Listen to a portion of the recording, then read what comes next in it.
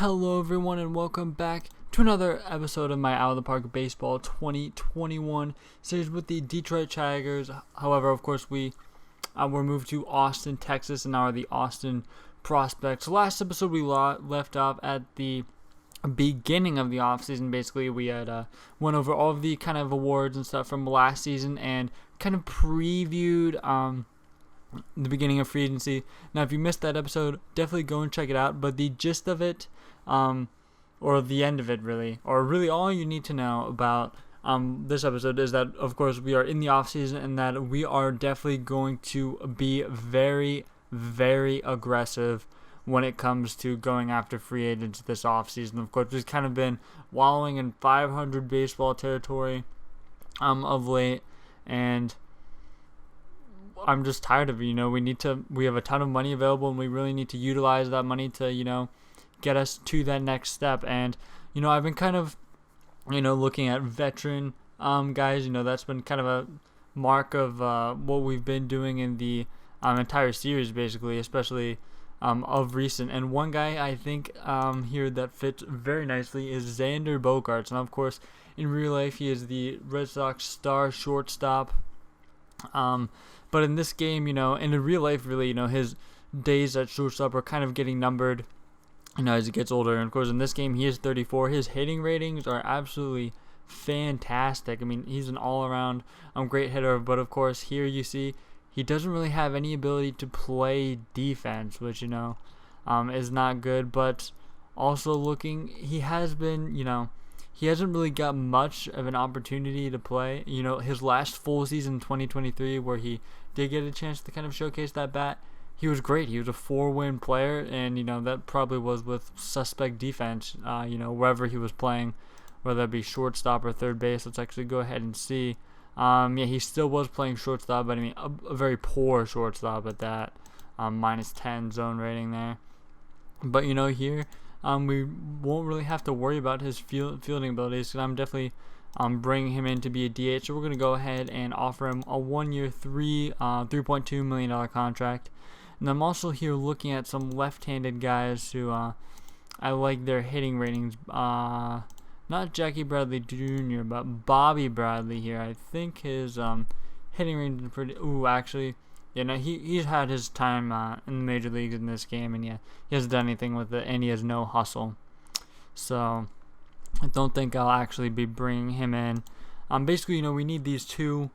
These right now we're kind of looking at bench pieces, and here Ian Happ is a guy who could also be a bench piece. We of course have really struggled with our, kind of a few positions here. But Ian Happ is a guy who I think could fill in. So I'm going to go ahead and offer him a contract as well. I do believe he won a Gold Glove. Well, that had to be before this started. No, it wasn't. It was 2022. Wow. Left field. He wants a 3-year deal. I'm not quite sure if I want to offer him that. 4.3. What if I went down to 4? Would he do 4? That's fine. Alright, so we have, two veteran guys, two bats that I think will really help us improve. Because, we really don't have a shortstop, but those guys, are definitely going to be kind of bench guys. Hap could, potentially play some not left field, be a left-handed bat at first base to platoon with Jordan. Because I definitely want to limit his ABs this year, especially against righties. He is a bit better against lefties, so he could kind of do a platoon there possibly, and then of course we need to do something about that shortstop position. So it definitely one impact bat and one impact arm, big impact arm, would be very, very good for us to get this season. So let's actually, didn't mean to go international amateurs. Let's actually go to shortstops right now. Of course, there isn't really anyone available, which is just killer. Jeter Downs, he's not really a shortstop, more of a second baseman. Willie Castro, we're familiar with him. We know he can't really play shortstop. Paredes is here. He's available. How has his career been? Oh, it looks like he is coming off a very good season. And San Diego, at least hitting wise, not as quite as good as that 2024 with us. Wow, it seems like forever ago that he was on our team, but it was really just 2 seasons ago. Or more like 3 seasons ago, I suppose, but still.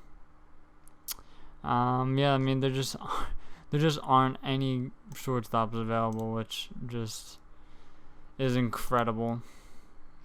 I mean, there are just no guys available who, like, basically interest me at all.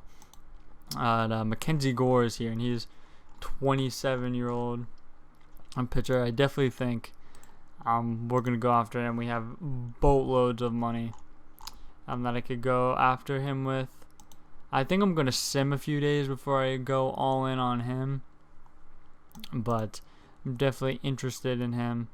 And then we go to all players. Oh, it already is on all players. Biggio is a guy I was interested in, although I don't know if we'll be able to get a guy like him. You know what? I think we're just going to go ahead a few days here. Alright, so of course, we simmed a few days, and I'm looking. Gore's demands have gone down a little bit.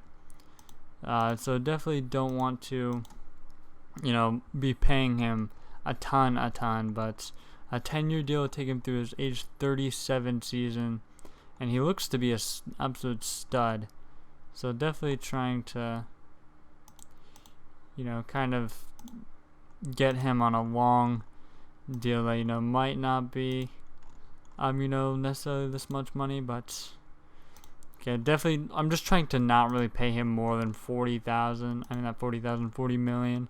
So you can see if he maybe take a deal like this. He wants originally 38.5. Okay, it looks like he's actually interested in this deal. So I guess we'll hear from him relatively soon. Okay, then here you actually have it. I was kind of simming a few days to just kind of see how the market was going to set on a lot of other guys, but we actually got our guy. Mckenzie Gore is going to be, he's going to be a prospect, it seems. He signs on to our pretty big deal that's going to bring him all the way through the 2036 season, so 10 years. I'm not quite sure how long this series is going to run, but still, we get a great guy to, help really solidify that rotation. He's going to be a huge 1-2 punch with Rocker, and I actually wonder who's going to slide in as the number 1. It's actually going to be Gore, so hopefully, those two can be a pretty impactful 1-2. So I've actually now skipped forward until the date of the Rule 5 draft. You can see we signed on a bench coach here. That doesn't really have too much of an impact. And Biggio went. Oh, and he only went for like 10 million. Are you kidding me? Definitely wish I maybe entered the sweepstakes on him. He could have played some kind of role with us at maybe first or second. Without further ado, of course, we're going to look at the Rule 5 draft, where we've been pretty successful in the past, at least. So the guys like Paulini now sorting by alphabetically. We're going to take our guys off. So Erie and Toledo are what we are looking for. And, okay, here's a guy who was an international guy that we signed originally in 2020. But no one else here. I'm concerned about. Then Toledo is our second. Here, our AAA team, and Toledo. Okay, yeah, they're definitely guys who we're going to be putting on here. Bullard, we're going to be putting him on, and he actually probably will play some role in the major leagues, I would assume. Yeah, we want our head scout value, and yeah, if he could develop into if he could play right field for us this season, that would actually be huge, and he could kind of develop that way. Yeah, if he could be a corner outfielder for us, that would be absolutely huge. Instead of, if he had to play first base, something like that. Jeremy Rivas, we're definitely going to be adding him. He's a guy we acquired via trade last year. Oh yeah, and I forgot, Villa Padua, I believe it is.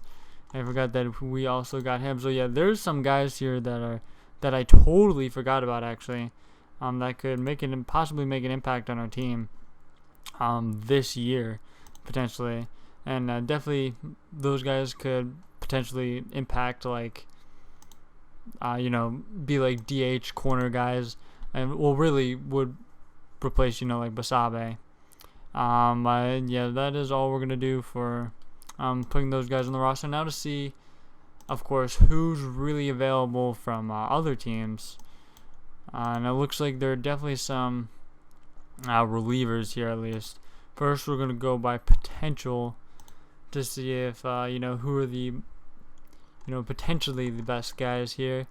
I do like this second baseman. He looks pretty good. Really not much of a hitter, but great plate skills and really great defense at second base. Rangy. So think he could turn into something. Joseph Rutten. This guy, I definitely like this guy's ratings. He looks like he could be a dynamite center fielder. He hasn't really gotten experience above A ball, which is a little concerning. He is about to be 22, but I think that might be kind of a guy who we just can't pass up and have to sort of take a chance on. Chris Turner looks like a monster catcher as well, at least potentially. Yeah, so I think we're actually going to go ahead and take some of these guys right now. We're going to take this guy. Center field is a spot that is kind of up for grabs in our organization anyways. So if that guy could turn into a good center fielder for us, I mean, that could honestly be just huge stuff for us. Let's see, is there anybody who we have pretty high accuracy on that's good? Not a ton.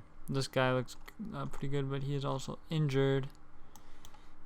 See if going by overall, if there's some interesting guys. There's maybe an interesting reliever or two here. Nathaniel Cruz, possibly. Maybe not.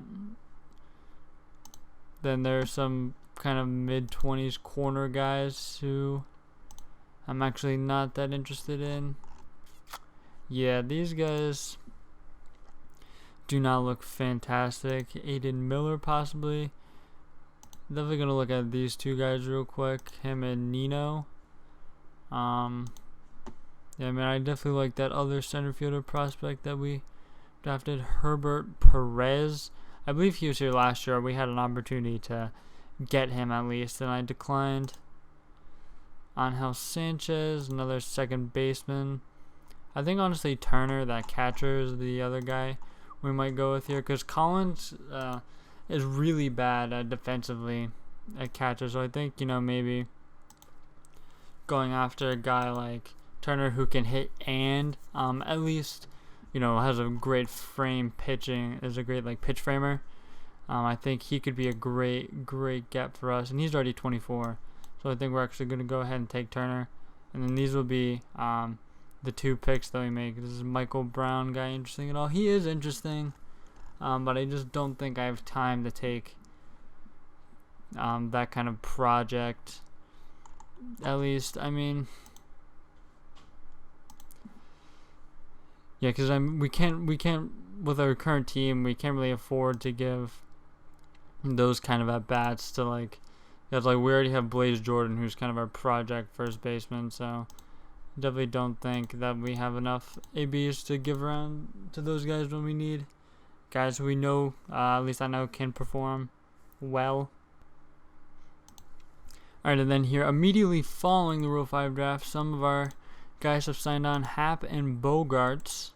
So that's pretty cool. These guys are both going to be vying for, of course, more of designated hitter ABs, along with possibly Collins, now that we drafted Turner in the Rule 5 draft. And then his scouting actually is still a little low, so we'll have to kind of see that develop a little bit. And then Rutten, our guy here, he's pretty much just as good as Sanchez at this point, and hopefully he can develop. If he can develop, that'd be a huge get for us. Yeah, Bogart sliding here, DH originally, Happ sliding in here at first base. Against righties at least, and then I bet Jordan will, yeah, he's sliding there against lefties. So we have a little bit of a platoon there. So I'm kind of excited about that. I mean, I think our lineup is looking better and better here now with Freeman, Happ, on base guys, and Paolini, Walker, obviously. Bogart sliding in here. I think it's looking, the bottom half of this lineup, of course, looks pretty weak. But other than that, I think we're looking good. I think our starting rotation is fine with these 5 now. Of course, adding that big punch number 1 there. See what Flores can do as a full-time starter next year. Wentz, of course, we know he can eat some innings. And, I think this rotation will at least keep us competitive until the deadline where, we would maybe, want to make a move there. And then Garcia, of course, he was good last year. He's kind of the wild card as the 5th guy. Yeah, we haven't really given him this kind of opportunity where he can just go out and be there for us. Usually he comes in later in the season. Then we have guys like this who, he's going to be ready pretty much this year to come up and bullpen role. So I'm excited about this guy coming up. I'm not even going to try to pronounce that. And we have Davenport here who is, he's actually a righty. I'm not sure why I thought he was a lefty, but he's another guy. So we definitely have a little bit of depth here. And we have guys like Buller to call up, Perez, catcher, Stratum. Yeah, so I think we definitely have some options here. We have guys like Chadwick who are going to be coming back. I think we look at one more impact bat or pitcher, and then I think we'll probably be done for this offseason. And then additionally, I might try to trade for a shortstop, but I'm not exactly sure. If I do that, it really depends on, of course, who's available, really. And there are some guys here who are available who could be worth a shot. Mark Church here looks possibly interesting. Corey Knebel. Knebel. He looks... he doesn't really want any money at all. Of course, a long-time Brewer, and he had been good previous to the season in 2024. It looks like he's been alternating good bad seasons. And I think he's definitely worth the shot on okay, never mind. He is getting more attractive offers from other teams, so I don't think we'll at least go with him for now. So maybe going to all players now. And I do like this pitcher. He's 32. Looks like maybe his best years are behind him. But if we could get him for the right price, if we could do more of a low 10s kind of deal, I think I'd definitely be more interested in that. So 6 years, and if we add maybe 2 player options to the end, and then go down to 12 for each year. Use for all. So 12, and then maybe if we could even go down to 10 for this year, we'll try it. And he's interested, so we're still gonna have 30 more million to play with. So see what he says. Alright, the next thing that is kind of available here is the Hall of Fame voting results. And Greinke and Verlander, 2 current Astros teammates in real life, of course. It looks like they also both retired in 2021, and they are the same age. Well, I didn't actually know that. So they both retired in 2021, and they both make it into the Hall of Fame in their first year of eligibility. Ichiro is still stuck here at just barely below 75%. He even, if you round that up, that's 75%. He just doesn't get it. Him and Scherzer are there right at the cusp. I'm sure they'll get in eventually. Joey Votto, Mauer, Cano. These guys kind of look like they should be able to make it, at least eventually. And then Jonathan Loizaga. Looks like he is looking at our offer and considering it, which is good. I definitely would be interested in bringing him in as kind of an extra arm. Then, of course, if we do this deal, then I think we'd probably be pretty much done.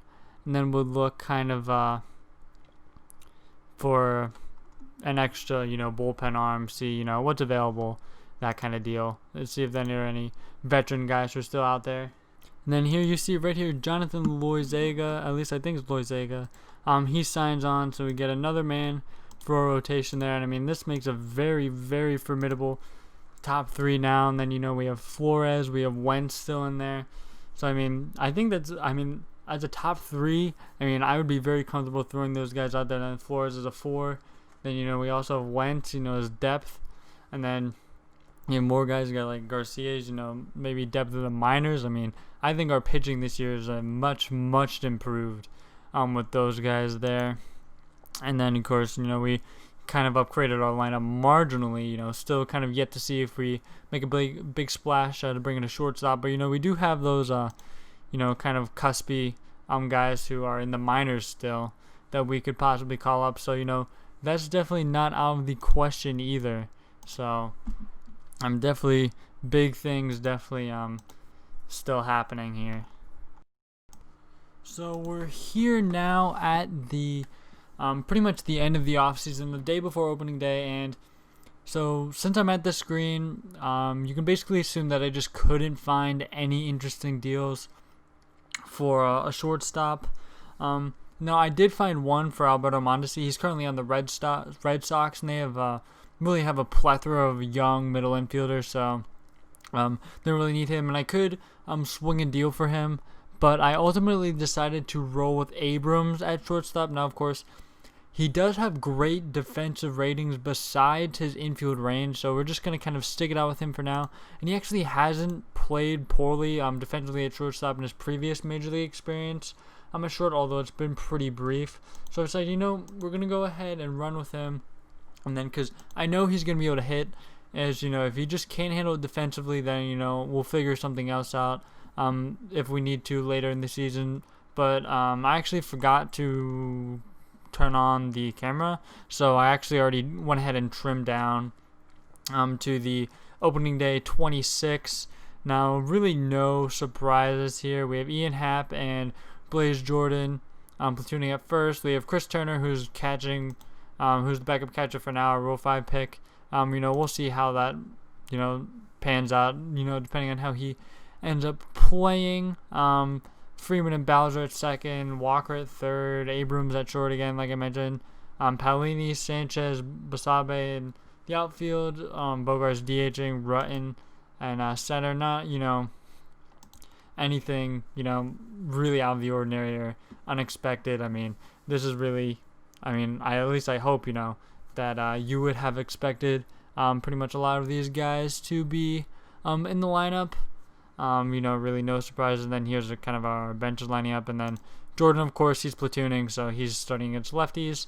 And that's really the only lineup change, of course. But, of course, we do have a bunch of young guys waiting in the wings. So if anyone struggles or is injured, we'll not hesitate to bring up those guys, especially our corner outfield options. And then pitching wise, Chadwick, who the guy who we acquired from the Yankees, is still on the shelf, but this is what's going to look like. Wentz is going to be the 5th starter. Just like this, because technically we're still in spring training, but again, this is what we're kind of rolling with. Nothing again too out of the ordinary. Pretty much everyone's back pitching wise. The only difference is we added Gore, Loizaga, and those are pretty much the only guys. All the other guys were either on the team, at least I think actually all of these guys were on the team for most or if not all of the season, or they were organizational depth pieces. But this is what we're going to be rolling with. Nothing too crazy here, but again, that is gonna do it for this episode actually. So next episode we'll be getting into the 2027 season, and hopefully it'll be much better than our last season. So thank you guys for watching. Do not forget to like and subscribe, show your support for the channel, and I'll see you guys in the next episode.